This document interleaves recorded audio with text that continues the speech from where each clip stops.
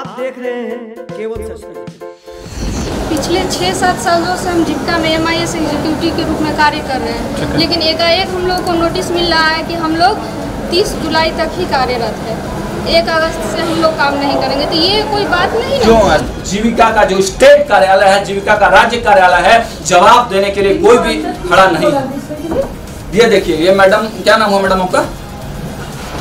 सुनिए ना सर, समस्या ये है सर, हम लोग 5-7 साल से कार्यरत हैं और अब हम लोग ऑर्डर दिया जा रहा है कि अगला 30 तारीख को आप लोग को हट जाना। क्यों? इसका कोई जवाब नहीं है। हम लोग को कोई आदेश नहीं प्राप्त है कि क्यों हटाया जा रहा है, ये नहीं बताया जा रहा है। बस डायरेक्ट आदेश दे दिया जा रहा है कि आप लोग हट जाएगा। नमस्कार, मैं हूं सागर कुमार और आप देखना शुरू कर चुके हैं केवल सच न्यूज। आज हम आप पहुंचे हैं पटना के जीविका ऑफिस में।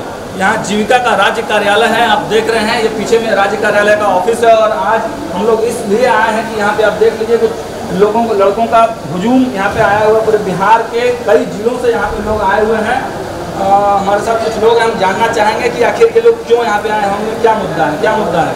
जी, हम लोग जीविका में काम कर रहे हैं, पिछले 6 से 7 साल तक वर्क कर रहे हैं और लगातार काम करने के बाद भी अचानक से यहाँ से नोटिस जारी होता है कि आप लोग को सेवा मुक्त कर दिया जाएगा।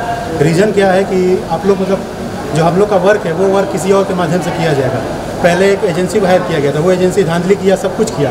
यहाँ पे लगातार हम लोग आवेदन दिए, प्रूफ भी दिए, लेकिन यहाँ से कोई सुनवाई नहीं हुआ। अब उस एजेंसी के धांधली को छुपाने के लिए संकुल स्तरीय संघ, जिसको कि CLF बोलते हैं, उसके अनुसार यहाँ से बहाली प्रक्रिया आरम्भ कर दी गई। और उसमें भी जहाँ पे आराम से रिलैक्स होकर बात करिए। उसमें भी जहाँ पे धांधली हुआ है और उसमें भी जहाँ पे हायरिंग हुआ है, वहाँ पे धांधली लगभग मतलब बात आ रही है। और अभी मतलब हम लोग डायरेक्टर सर से मिले भी हुए थे कि अभी किस लिए पटना में आया, किनसे मिलने के लिए? CO सर से मिलने को आए थे, तो मालूम पड़ा कि CO सर नहीं है। लेकिन हम लोग कोशिश कर रहे हैं कि CO सर से मिल के ही जाएंगे, क्योंकि हम लोग बिहार के सभी जगहों से आए हुए हैं। क्या मुख्य मांगे हैं आप लोगों? मांग हम लोग कुछ है, जो हम लोग का पॉलिसी के अनुसार ज्वाइनिंग हुआ था, उसी पॉलिसी के अनुसार नियंत्रण चलने देना चाहिए। बीच में इंटरफेयर बार बार यहाँ से हो रहा है, जबकि हम लोग का कोई अलग से शर्त नहीं है, बल्कि जो 1286 पॉलिसी के अनुसार हम लोग ज्वाइन किए थे, वही पॉलिसी को कंटिन्यू करना हम लोग का मांग है, दूसरा कुछ नहीं मांग है। कहाँ से आए हैं? रोहतास, अविनाश श्रीवास्तव नाम, रोहतास। अच्छा, आप कंपनी की बात कर रहे थे, आप लोग जीविका में डेटा ऑपरेटर MIS पद पे हैं जी। इस कंपनी के तहत आप लोग हम लोग का ज्वाइनिंग जीविका से डायरेक्ट हुआ था, कंपनी से हम लोग का ज्वाइनिंग नहीं हुआ था। तो कंपनी का बीच में क्या रोल है? कंपनी का रोल अब यहाँ से प्ले किया गया। इन लोग अपने मतलब अपने दिमाग से कंपनी को लाया, और क्या है कुछ है यही लोग बेहतर बता पाएंगे। हम लोग के समझ से तो वो कंपनी सिर्फ और सिर्फ कमाने के तौर पर लाया गया। क्या नाम था कंपनी का? GA digital web of private limited. क्या नाम होता है? धर्मेंद्र कुमार शर्मा। बताइए क्यों आए? मैं MIS एग्जीक्यूटिव हैं, जो जीविका से बहाली हुआ था, उसमें हम लोग का ज्वाइनिंग हुआ था। हम लोग आए हैं कि हम लोग को पिछले 5-7 साल से जॉब करते हुए हो गया, जीविका को 0 से लेकर के 10 लाख ऊपर तक हम पहुँचा दिए हम लोग। अब क्या हो रहा है कि कुछ सक्षम अधिकारियों के द्वारा नए एजेंसी को हायर किया जा रहा है, जिसमें कि MIS एग्जीक्यूटिव की बहाली की जा रही है। उसके बाद उसको हटा करके अब एक नए CLF के साथ जो है MIS एग्जीक्यूटिव की बहाली की जा रही है, और हम लोग को हटाया जा रहा है। तो आखिर हम लोग की गलती क्या है, जो 6-7 साल से काम कर रहे हैं और हम लोग को हटाया जा रहा है? तो इसीलिए हम लोग मिले हैं CO सर से। एक बात आई कि कोर्ट का भी कुछ मुद्दा है, तो कोर्ट में आप लोग शायद गए हुए हैं? हाँ, जब हम लोग राज्य कार्यालय आए थे, मिले थे, हम लोग को किसी तरह का कोई बेनिफिट नहीं मिला, आश्वासन नहीं मिला, तब अंततः हम लोग को कोर्ट जाना पड़ा, जिसका अभी सुनवाई 2 साल से चल रहा है। 2020 में हम लोग किए थे। तो देखिए, एक बड़ा मुद्दा है कि कोर्ट ने स्टे ऑर्डर दिया। जी, देखिए, जीविका राज्य कार्यालय में हम पहुंचे हैं, बिहार के कई लोग यहाँ पे पहुंचे हुए हैं। यहीं पर CO भी बैठते हैं, CO साहब आज नहीं है, डायरेक्टर साहब से अभी लोग मिल के बात करेंगे।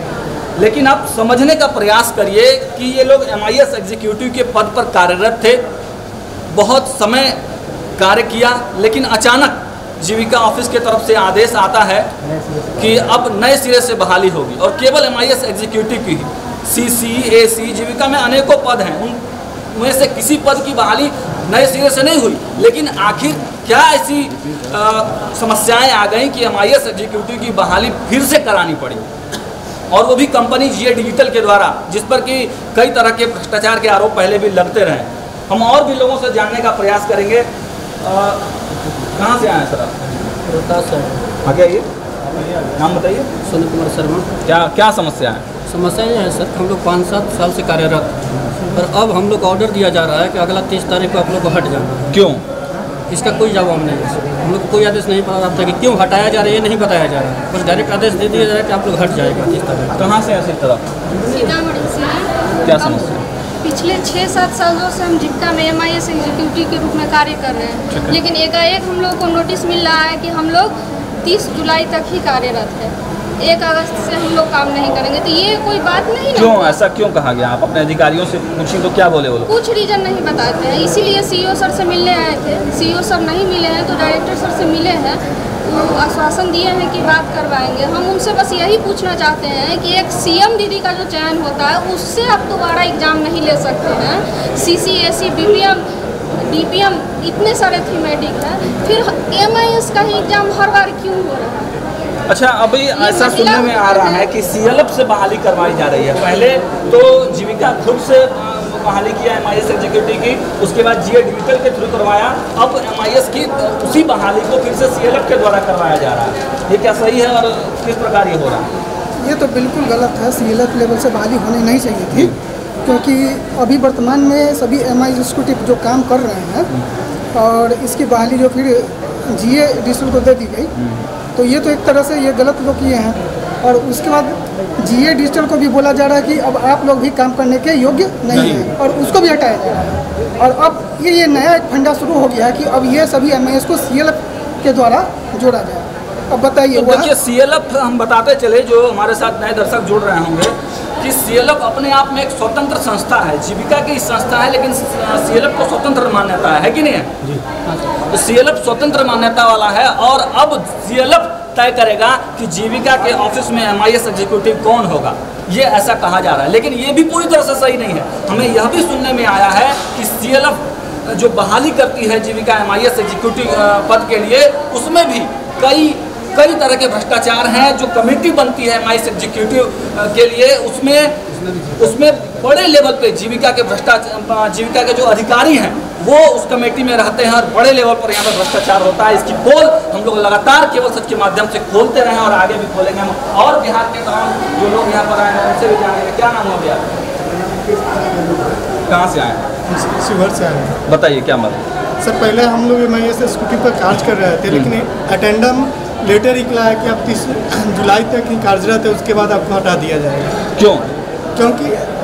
क्योंकि उसका कुछ पता ही नहीं चल पा रहा है कि क्यों हटाया जा रहा है। कुछ पता नहीं चल रहा है। आप लोगों ने कोर्ट में केस किया, उसके बाद क्या हुआ? कहाँ से आए? पहले नाम बताइए। वैशाली जिला से हाजीपुर। क्या नाम है?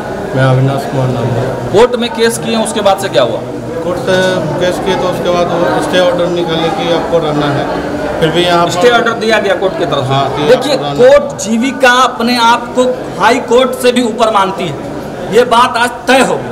हम लोगों ने कई बार खबर भी लगाया, हाई कोर्ट ने स्पष्ट रूप से स्टे ऑर्डर लगाया हुआ इस बहाली पर, लेकिन फिर भी जीविका के अधिकारी मनमानी रवैया अपनाते हुए इस बहाली प्रक्रिया को शुरू किए हुए हैं। और केवल शुरू ही नहीं किए हुए हैं, बल्कि कई करोड़ों रुपए का घोटाला, अच्छे से अगर जांच हो जाए, MIS एग्जीक्यूटिव की बहाली जो CLF लेवल पर हो रही है, उसमें पैसे का बंदर बांट हो रहा है, पैसों का खेल हो रहा है। इसी वजह से MIS एग्जीक्यूटिव की बहाली बार बार हो रही है। हम और भी लोगों से बात करेंगे। अभिनव जी, ये बताइए मुझे कि क्या जो अभी बहाली हो रही है MIS एग्जीक्यूटिव के CLF लेवल पर, उसमें किस प्रकार का भ्रष्टाचार आप देखते हैं? अभी रिसेंट में हमारे रोहतास में बहाली हुआ CLF में, सासाराम के दर्पण CLF में। वहाँ पे जो लड़का का सिलेक्शन हुआ वो किसी और CLF में जो परीक्षा दिया था वहाँ पे सबसे अंतिम पायदान पे था, और उसको दूसरे प्रखंड के CLF में टॉप कर दिया गया।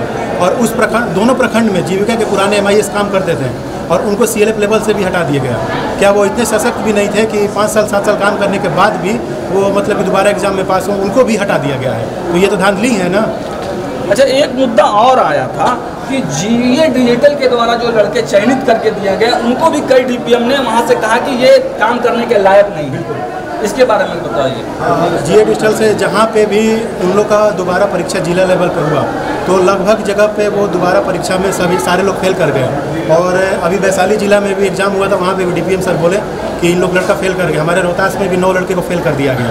तो मतलब जीए डिजिटल जो सेलेक्ट किया था लगभग लड़के को पैसा पे सिलेक्शन हुआ था। देखिए एक बड़ा गंभीर आरोप जीए डिजिटल जो कि जीविका से संबंधित कंपनी है, इसमें इसके थ्रू जो बहाली ली गई है उसमें भी लड़कों से पैसा लेकर बहाली किया गया है, ऐसा इन लोगों का कहना है। हम आगे जीविका के जो डायरेक्टर अभी नए बने हैं उनसे बात करेंगे, आगे देखते हैं कि इनका क्या कहना है। तो अभी हम लोग जीविका के माननीय डायरेक्टर साहब के चैम्बर में हम गए थे। माननीय चैम्बर में डायरेक्टर साहब बैठे हुए हैं, सीधे सीधे से वे हमारे प्रश्नों से बचते हुए नजर आए और उनका साफ कहना है कि हम यानी डायरेक्टर साहब हमारे किसी भी प्रश्नों को के जवाब देने के लिए वो जिम्मेवार नहीं है। उन्होंने सीधे सीधे सभी प्रश्नों को मोड़ दिया माननीय सीओ साहब के तरफ। सीओ सर का चैम्बर यहाँ पर आप देख रहे हैं, राहुल कुमार आइए सीओ सर, जो कि अभी नहीं है, शायद किसी मीटिंग लेने के लिए मुजफ्फरपुर गए हुए हैं। हम लोगों ने डायरेक्टर साहब से लाख बात पूछने का प्रयास किया, कई बार इनसे बात करने का प्रयास किया कि एसपीएम एमआईएस से भी हमारी बात करा दे, क्योंकि एसपीएम एमआईएस जो प्रेम प्रकाश जी हैं उनसे जुड़ा हुआ ये मुद्दा है और वही बता सकते हैं कि इसमें क्या विशेष हुआ है या जो भी एग्जीक्यूटिव एमआईएस एग्जीक्यूटिव की बहाली की प्रक्रिया अभी तक हुई है वो क्यों हुई है, कैसे इसमें इतने बड़े भ्रष्टाचार का आरोप लग रहा है। और बाहर जो कई छात्र, कई लड़के लड़कियां आए हुए हैं पूरे बिहार के कोने कोने से, वो इसी जवाब मांगने के लिए यहाँ पर आए हुए थे, लेकिन जवाब देने के लिए, जवाब देने के नाम पर जीविका का जो स्टेट कार्यालय है, जीविका का राज्य कार्यालय है, जवाब देने के लिए कोई भी खड़ा नहीं। ये देखिए, ये मैडम, क्या नाम है मैडम आपका? सुनिए ना सर, क्या नाम है मैडम आपका? मैडम का कहना है कि इन लोगों को कौन आदेश दिया घुसने के लिए। एक पत्रकार अगर इनसे सवाल पूछता है तो ये मैडम पूछती हैं कि इनको कौन आदेश दिया इस ऑफिस में आने के लिए, बताइए। माननीय मुख्यमंत्री नीतीश कुमार जी से हम पूछना चाहेंगे कि इस सभागार में आने के लिए हमको किससे आदेश लेना होगा, किससे आदेश लेना होगा? सर हमको यहाँ आने के लिए किससे आदेश लेना होगा? आने के लिए आप ऑथराइज हैं। मैडम बोली कि कौन इनको आदेश देना? आप आ सकते हैं जी, आने के लिए कोई दिक्कत नहीं है। ठीक है, मेरा कहना सिंपल ये है कि सीओ साहब मीटिंग में हैं, सीओ साहब ठीक है, वही चीज हमने पूछा आपसे, हम पूछ के जा रहे हैं। आप जो इस जगह इस टाइप से कर रहे हैं ये शोभा नहीं दे रहा है। हम आपको इंफॉर्मेशन दे चुके हैं, लड़कों से हम बात कर चुके हैं, क्या सारी परिस्थिति बता दी है। आश्वासन ये दिया कि सीओ साहब आते हैं, हम बात करते हैं। ठीक, ये डायरेक्टर साहब थे और इन्होंने स्पष्ट रूप से बताया कि सीओ सर आएंगे, उसके बाद इन लोगों के मुद्दे पर वो बात करके बाकी समीक्षा की जाएगी। ठीक, तो हम लोग अभी अंदर आप लोगों के बात को लेकर अंदर गए हुए थे, डायरेक्टर साहब से मिले हम लोग, लेकिन डायरेक्टर साहब का ये कहना है कि वो एक तो नए हैं और वो जवाब देने के लिए वो जिम्मेवार व्यक्ति नहीं है।